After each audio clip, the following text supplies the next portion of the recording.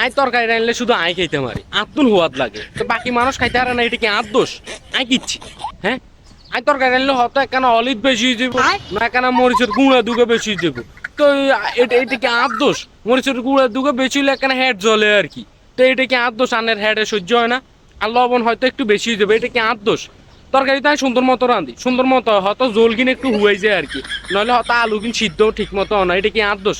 তারপরেও তো রাঁধতে পারি হারি নে, কত কষ্ট করি তরকারি রাঁধে আলু কাটি, তারপর কিন্তু আলুর মধ্যে একটু চামড়া থাই যায়, আলুর চামড়া থাকলে কিন্তু ভিটামিন, আলুর দাম বেশি, সমস্যা নেই। আর হ্যাজ কাটলে হ্যাজের গোয়ার কিন্তু হ্যাজ চাইয়েন থাই যায় রে, তো হ্যাজ চাইয়েন থাকলে সমস্যা কি? হ্যাজের দাম বেশি না, আজ তো সঞ্চয় করি, আজ তো সঞ্চয় করি রাঁধি, তো এটা কি আর দোষ? আপনারা রুমে কেউ খাইতে না রান্না, এটা কি আর দোষ?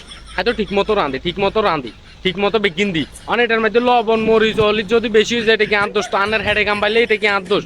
আর তো কিছু না, তো হুয়াত করি খাই, আর তো হুয়াত লাগে সেই স্বাদ, আই রানলেই স্বাদ হয়, আপনারা খাইতে না রান্না আই রান্না, তো এটা কি আর দোষ?